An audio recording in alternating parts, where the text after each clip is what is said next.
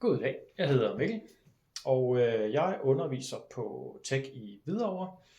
I Hvidovre der har jeg personvognsmekaniker på grundforløb 2, og jeg har jo afleveret den her opgave, som jeg nu skal prøve at forsvare. Opgaven den drejer sig om et etdags kursus, jeg afholder ud på afdelingen, og det er faktisk kun mig, der har den undervisning. Det vil sige, at mit eget hold får den selvfølgelig af mig, men de andre undervisers hold skal jeg også undervise.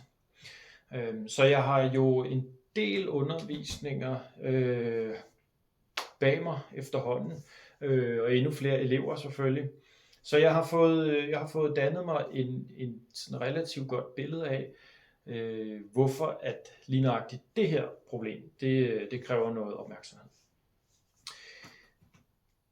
Selve kurset, det omhandler som sagt elbils teknik og højvoldssikkerhed. Og hvorfor er det så vigtigt? Jo, det er jo selvfølgelig vigtigt, fordi at hvis man gør noget forkert, jamen så kan man jo få stød. Og hvis man kan få stød, jamen så kan man jo komme til skade. Og når vi snakker elbiler og stød af den energimængde, som en elbil kan give stød med, jamen så kan det jo faktisk være dødeligt. Så i min undervisning, der skal vi lidt omkring, hvordan bilen er bygget. Vi skal lidt omkring værktøj, sikkerhedsudstyr, man bruger til det, men også fremgangsmåden på, hvordan man sådan rent faktisk gør det. I hvert fald på et eksempel, vi har stående på værkstedet. Det er nemlig forskelligt fra bil til bil. Så udfordringen, ja, med hele min undervisning her, eller det her etdags kursus, jamen det er simpelthen, at eleverne de mister simpelthen motivationen. Og det sker oftest efter, jeg vil sige 45 minutters PowerPoint. Så er der ikke mere luft i ballonen, om man kan bruge det udtryk. Altså det vil sige, at eleverne de begynder måske at gribe efter en telefon, eller de snakker lidt med hinanden, og ja, der er sågar nogen, der falder lidt i søvn. Og så er det klart, så er der ikke nogen, der lærer noget. Så er det jo bund og grund spild af tid for alle vedkommende. Og når vi så senere skal på værkstedet, jamen udfordringen er jo så, at ikke underligt set nu, at jamen, så kan de ikke huske, hvad vi skal. De kan ikke forstå, hvad var det nu, der var vigtigt, og hvad var det, der ikke var vigtigt, og fremgangsmetoden på, hvordan man gjorde ting og sådan noget. De har ikke engang glemt det, fordi de har slet ikke lært det. Så, og det gælder faktisk både stærke, men også svage elever. Hvis jeg skal kigge på min udfordring sådan lidt med teoretiske briller på, jamen så har jeg jo i min opgave valgt at have 4 forskellige teoretikere med, eller deres perspektiver på min udfordring. Og sådan rent tidsmæssigt, så vil jeg prøve at fremhæve 2 af dem her mundtligt. Den ene, det er Thomas Sige, som jo meget fint beskriver, at de unge de ligesom søger mening og relevans med deres uddannelse. Altså det vil sige, at eleverne de skal jo ligesom de skal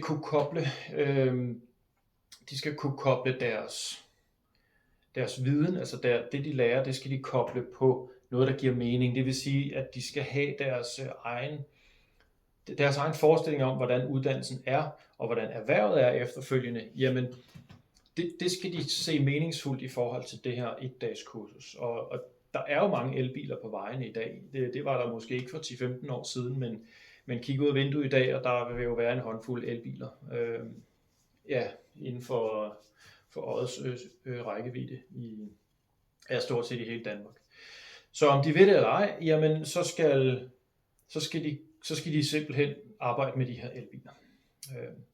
Så min opgave det er jo at prøve at lave en ret tydelig kobling, også nogle praksisøvelser, men simpelthen koble deres viden og deres praksis sammen med det de egentlig skal i fremtiden. Så er der John Dewey. John Dewey, Learning by Doing, Dewey.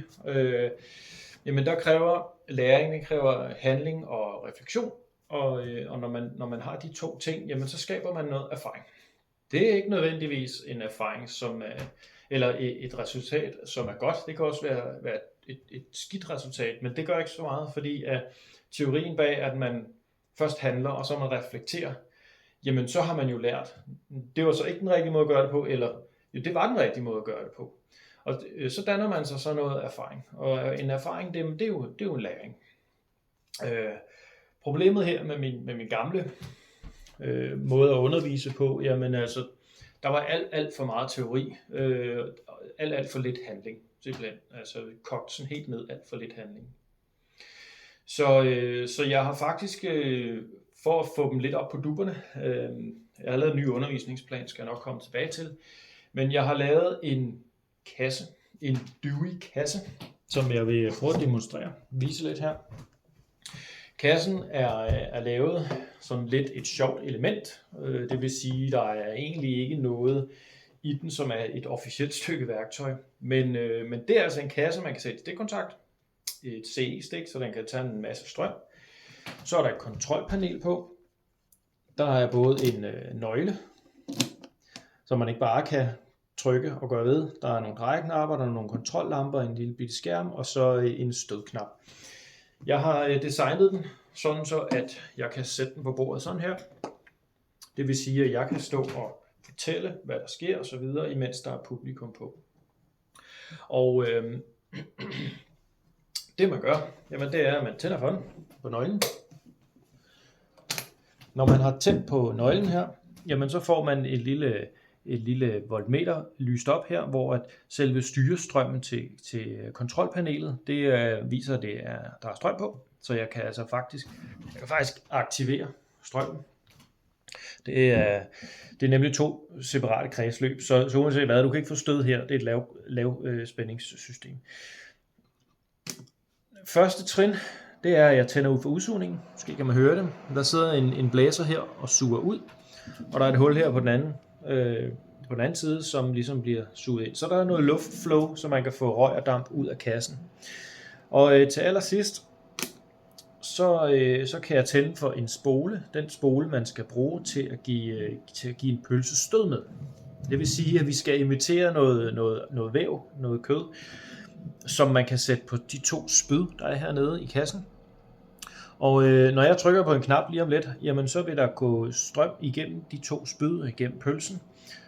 Og så tænder det lille rotorblink også. Det er nu mest for wow-effekten. Men jeg trykker nu.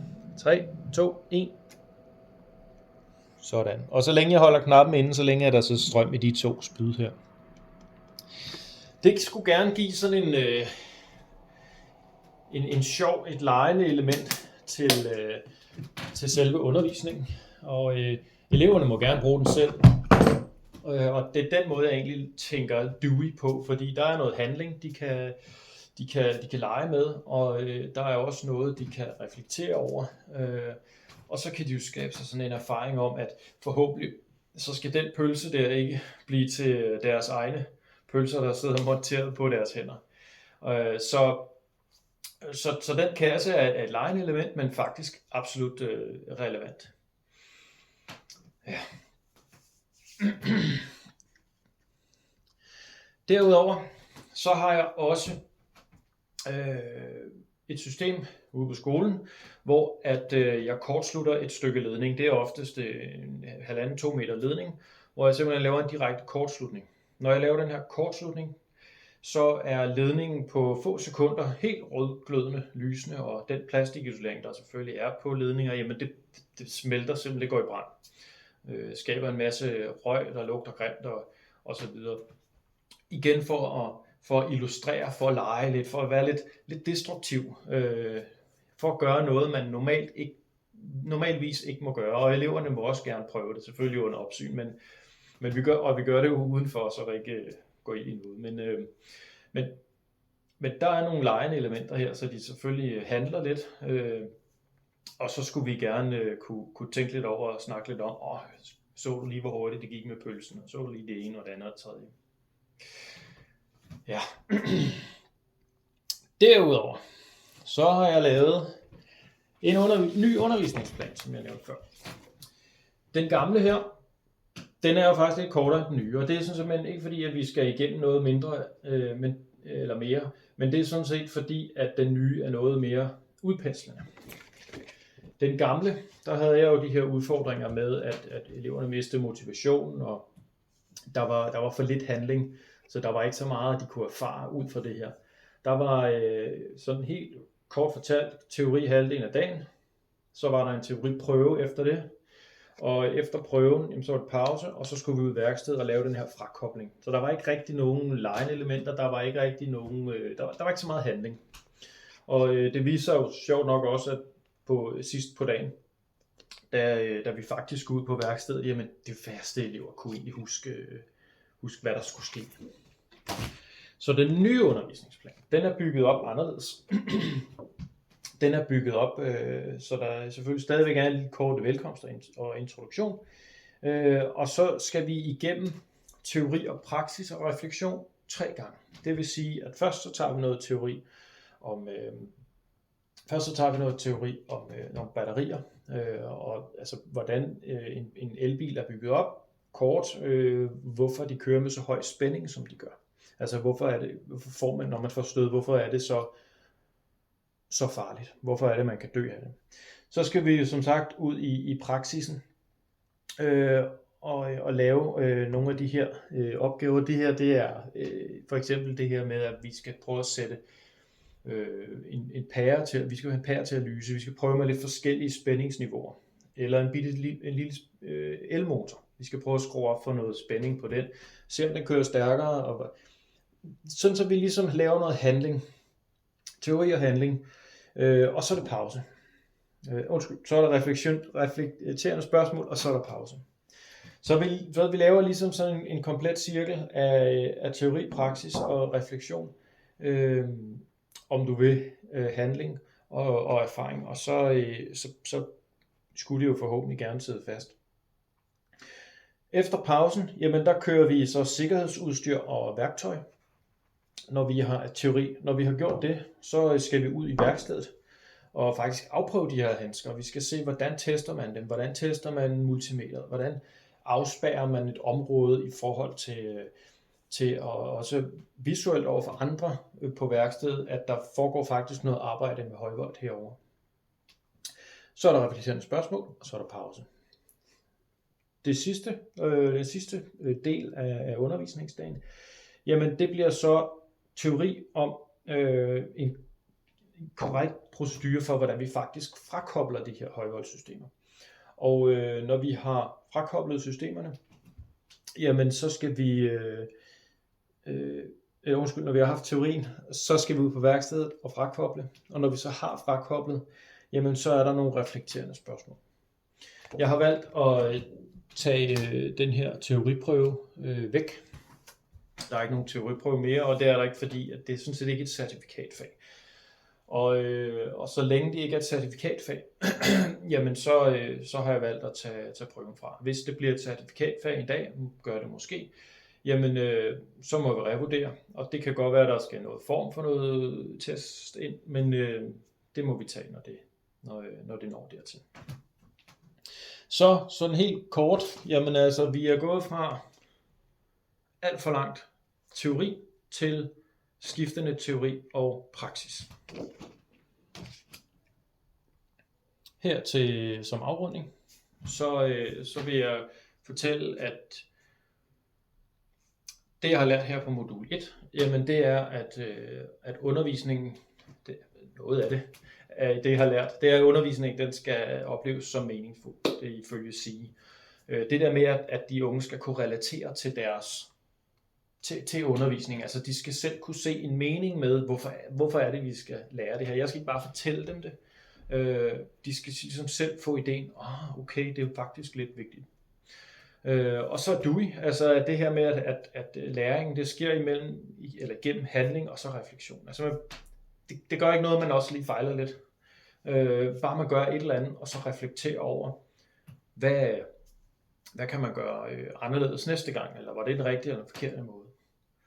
Så ja, en ny plan med kortere teori, flere praksisopgaver, prøve forhåbentlig at koble det til det erhverv, de skal ud i.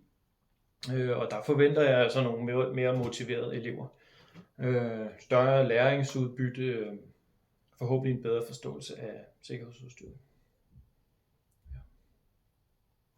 Spørgsmål?